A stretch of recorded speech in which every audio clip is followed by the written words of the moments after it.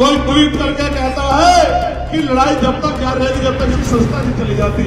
कोई महिला आयोग की नेता कहती है कि जब तक इसकी संस्था नहीं जाती हम लोग चैन से नहीं बैठेंगे।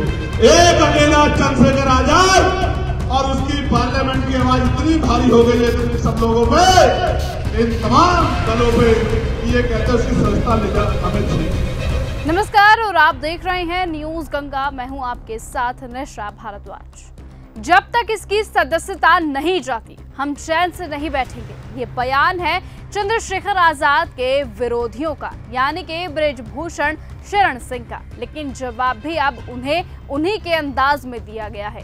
खुद चंद्रशेखर आजाद ने गरजते हुए कहा, मैं सस्पेंशन की परवाह नहीं करता, ना आज की है ना कभी करूंगा।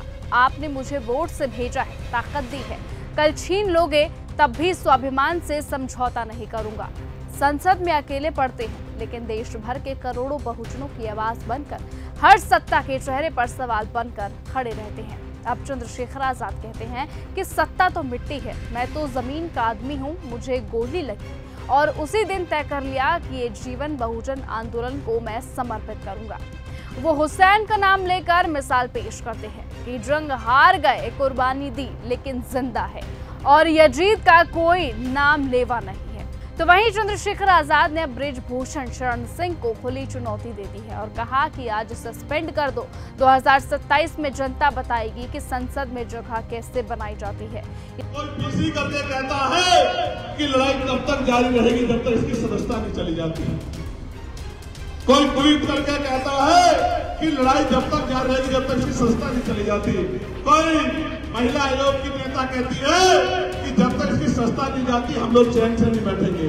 एक अकेला चंद्रशेखर आजाद और उसकी पार्लियामेंट की आवाज इतनी भारी हो गई है सब लोगों पे, इन तमाम दलों पे ये कहते हैं उसकी संस्था ले जा हमें छीननी है। अबे भैया, मैं तो उस मिट्टी का बना हूं, मुझे तो हमारी पार्टी के लोगों ने जबरदस्ती कहा कि आप चुनाव लड़ो, आपको भेजेंगे। मैंने तो पार्टी के लोग यहाँ बैठे हैं, ये कहा था किसी को लड़ा के भेज दो, मैं तो जमीन पे काम करने वाला आदमी हूँ। इन्होंने मुझसे कहा कि आप भाई आप ही को जाना है, आप बोलोगे तभी बात मजबूत होगी, तभी सरकारों में असर पड़ेगा।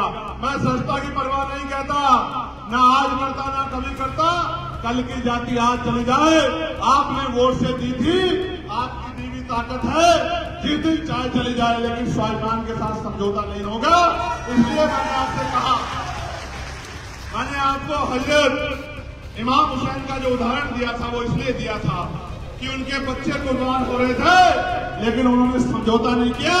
वो उन्होंने अपनी जान की बाजी लगा दी, जंग हार गए, कुर्बानी हो गई, शहादत हो गई, लेकिन लोगों के दिलों में जिंदा रहे और आज तक यजीद को कोई नाम लेवा नहीं है और हजरत इमाम हुसैन लोगों के दिलों में जिंदा है। मैं एक बात बता रहा हूं, ये सिर्फ एक नेता की हुंकार नहीं, ये उस पूरे समाज का गुस्सा है जिसे दशकों से दबाया गया और अब वो चुप नहीं बैठने वाला है। तो इसीलिए अब देखना होगा कि जिस तरीके से चंद्रशेखर आजाद लगातार ये दावे कर रहे हैं, उनके समर्थक ये दावे कर रहे हैं कि 2027 में वो अपनी जो है सत्ता बनाकर रहेंगे, वो देखना होगा कि क्या उनका ये दावा सच साबित भी होता है या फिर नहीं, क्या वो मुख्यमंत्री के पद पर आसीन होते हैं या नहीं। फिलहाल ये आने वाला वक्त बताएगा। आज की इस खबर में सिर्फ इतना ही। देश और दुनिया की तमाम बाकी खबरों से ऐसे ही जुड़े रहने के लिए आप बने रहिए और ऐसे ही देखते रहिए न्यूज गंगा। साथ ही कमेंट सेक्शन में बताएं कि आप किसको 2027 में यूपी का मुख्यमंत्री बनते हुए देखना चाहते हैं। नमस्कार।